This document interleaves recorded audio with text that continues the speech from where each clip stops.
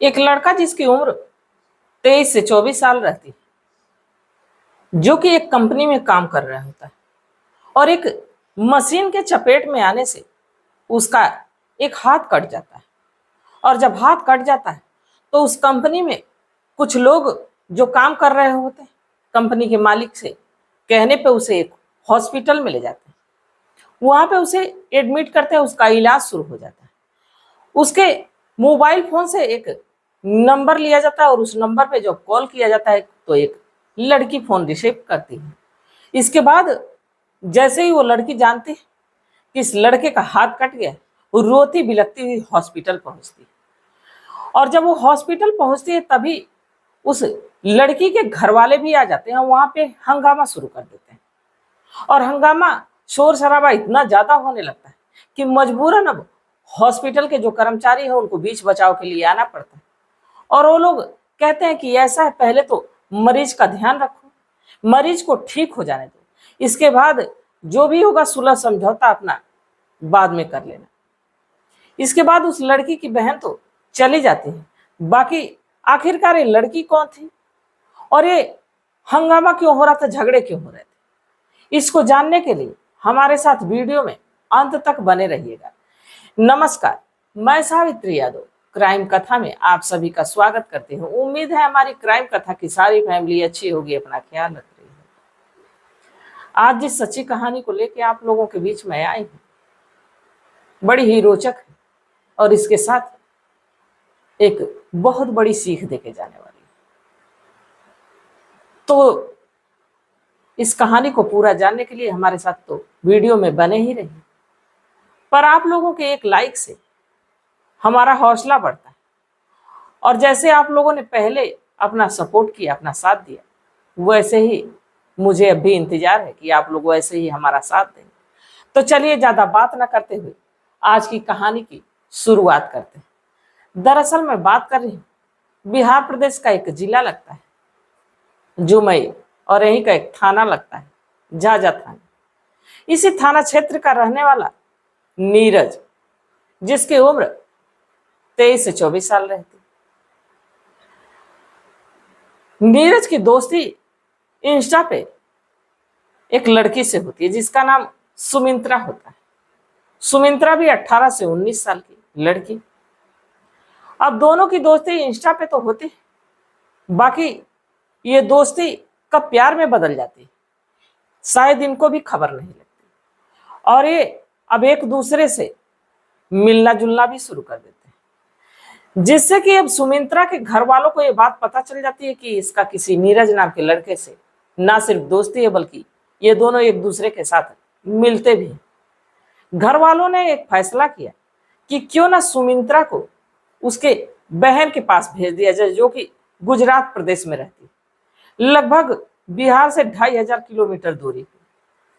सुमित्रा को भेजने के बाद ये लोग सोचते हैं कि अब तो इनकी दूरी हो जाएगी और इनका बातचीत करना मुश्किल हो जाएगा। बाकी आजकल सोशल मीडिया का जमाना है और जिसके पास फोन है तो 2500 किलोमीटर क्या, अगर जो आप 100,000 किलोमीटर भी भेज देंगे, लंदन भी भेज देंगे, कहीं विदेश भी भेज देंगे तो भी बातचीत हो जाएगी। सुमित्रा और नीरज का बातचीत करना बंद नहीं होता है।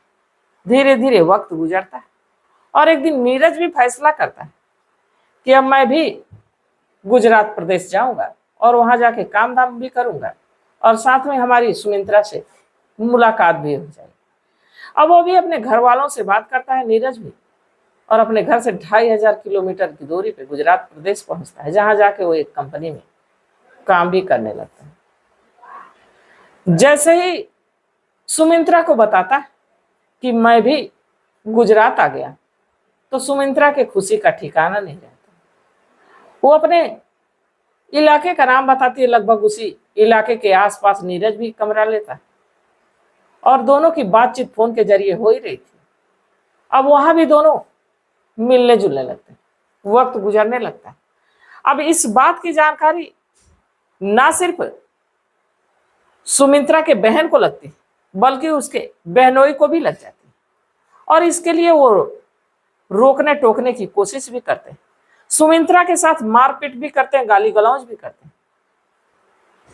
एक दिन सुमित्रा यह फैसला करती है कि मैं नीरज के पास ही रहूंगी और अपना कुछ सामान लेती है और सीधे नीरज के कमरे पे पहुंचती। नीरज जैसे सुमित्रा को देखता है, कहता है कि तुम्हारी तो मेरी बात भी फोन पे नहीं हुई, अचानक से तुम आ गए। सुमित्रा कहती है कि अब मैं जाने वाली ही नहीं, अब मैं तुम्हारे साथ ही रहूंगी। जब ये बात नीरज से कहती तो नीरज भी सुमित्रा से बेहद मोहब्बत करता था, प्यार करता था। वो भी कहता है कि ठीक है, कोई बात नहीं, तुम रह। सुमित्रा नीरज के साथ रहने लगती है। बाकी सुमित्रा की बहन वहां पहुंच जाती और वहां हंगामा करने लगती है, झगड़ा करने लगती है। जब झगड़ा करने लगती तो कुछ मोहल्ले के लोग भी इकट्ठा हो जाते हैं। तभी वहां पे सुमित्रा की बहन पुलिस भी बुला लेती है। बाकी पुलिस आती है और जब इस मामले को गंभीरता से लेती है, देखती है कि लड़की भी बालिग है, लड़का भी बालिग है, तो वो लोग एक फैसला करते हैं। कहते हैं कि जब लड़की बालिग है और उसके साथ अपनी मर्जी से रहना चाहती है तो इसमें कोई कुछ कर नहीं सकता, यहां से आप अपने घर चले जाओ। सुमित्रा की बहन वहां से चली तो जाती, पर वो अपने मन में इसके लिए हमेशा कुछ ना कुछ गलत ही सोच के बोलती हुई जा रही थी, चली जाती है वहां से। और यहाँ जो सुमित्रा है नीरज के साथ रहने लगती है, वक्त गुजरने लगता है। बाकी अचानक से एक दिन जब नीरज अपने काम पे जाता है तो वहां से कुछ ही देर के बाद एक कॉल आती, और कॉल हॉस्पिटल से आती कि नीरज का दाहिना हाथ मशीन के चपेट में आने से कट गया। जैसे सुमित्रा ये बात सुनती, रोते बिलखते हॉस्पिटल पहुंचती, जबकि उस समय नीरज बेहोशी की हालत में होता है। ना जाने ये खबर सुमित्रा की बहन को भी लग जाती है और बहन भी हॉस्पिटल पहुंचती। और जब हॉस्पिटल पहुंचती तो अपनी बहन को बुरा भला कहती है और कहती है कि ये तुम्हारे कुकर्मों का नतीजा है। अभी तो इसका हाथ ही कटा है, कुछ समय के बाद तुम इससे भी बदतर जिंदगी जीने वाली हो, इससे भी बुरा तुम्हारे साथ होने वाला है। तमाम बातें वहां कड़वी कड़वी कहने लगती है।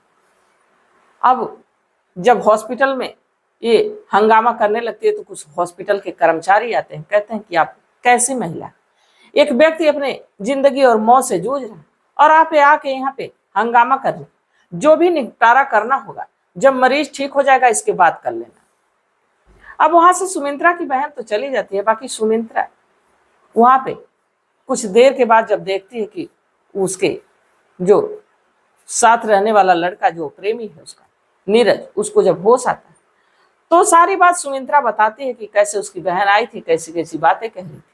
इस पे नीरज भी कहता है कि तुम्हें चले जाना चाहिए था, मेरा एक हाथ कट चुका है जिससे मैं तुम्हें कमा के सारे सुख सुविधा दे सकता था, अब तो मेरे पास है नहीं, मैं तुम्हें दे ही कह सकता हूँ।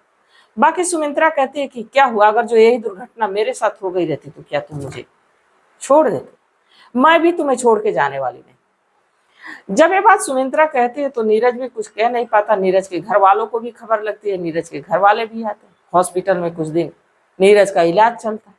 जब नीरज को डिस्चार्ज किया जाता है तो नीरज और लड़की के साथ लोग कमरे पे पहुंचते हैं। और जब कमरे पे पहुंचते हैं तो घर वाले फैसला करते हैं घर जाने का। बाकी नीरज कहता कि अभी उसका काम धाम, उसकी पेमेंट रुकी हुई, अभी हो जाएगा। घर वाले चले जाते हैं और नीरज बार बार सुमित्रा को समझाता है कि तुम अपने बहन के पास वापस लौट जाओ। बाकी सुमित्रा फैसला कर चुकी थी कि वो नीरज को छोड़ के जाएगी। कुछ समय के बाद नीरज भी फैसला करता है कि अब हमें गांव लौट जाना चाहिए। ये खबर ना जाने कहां से सुमित्रा की बहन को लग जाती है। आती सुमित्रा के साथ गाली गलौज करती है, मारपीट तक करती है, उसका सामान भी उठा के लेके चली जाती है और कहती है कि तुम अब भी चले चलो, तुम्हारी कहीं हम लोग अच्छे लड़के के साथ शादी कर देंगे, तुम्हारी जिंदगी बन जाएगी। इस लड़के के साथ रह के क्या करोगी जिसका एक हाथ ही कट चुका है। बाकी सुमित्रा अपनी बहन की एक नहीं सुनती, वो फैसला करती है कि नहीं, मुझे तो नीरज के साथ ही रहना। सुमित्रा की बहन वहां से चली जाती। नीरज अपनी इस प्रेमिका सुमित्रा के साथ अपने गांव लौटता है, बिहार प्रदेश। और जब वहां लौटता है तो घर वालों को पहले से खबर होती। नीरज का बड़े दिल से लोग स्वागत करते हैं और साथ में सुमित्रा का भी स्वागत करते हैं और ये कहने पे मजबूर हो जाते हैं कि शायद इससे अच्छी लड़की नीरज के लिए, नीरज की पत्नी बनने के लिए कोई और हो ही नहीं सकती। क्यों ना सुमित्रा की शादी नीरज से कर दी जाए। और ऐसा ही होता है, दोनों एक दूसरे के साथ खुशी खुशी जिंदगी जी रहे हैं, दोनों एक दूसरे का दुख सुख जान रहे हैं। इस कहानी को आपको सुन के कैसा लगा? आप इसके बारे में क्या सोच रहे हैं? क्या जो सुमित्रा का फैसला था वो सही था, या सुमित्रा को अपने घर वापस लौट जाना चाहिए था? आप लोग अपनी सलाह, अपनी राय कमेंट सेक्शन में जरूर बताइएगा, क्योंकि आपके मशवरे का हमें बेसब्री से इंतजार रहेगा। और शायद सच्चा प्रेमी, सच्ची प्रेमिका इस जमाने में मिलना नामुमकिन सा है, क्योंकि आजकल जहां देख रहे हैं कि बात बात पे कत्लेआम हो रहे हैं, कभी पत्नियां पतियों को मार रहे, कभी पति पत्नियों को मार रहे हैं।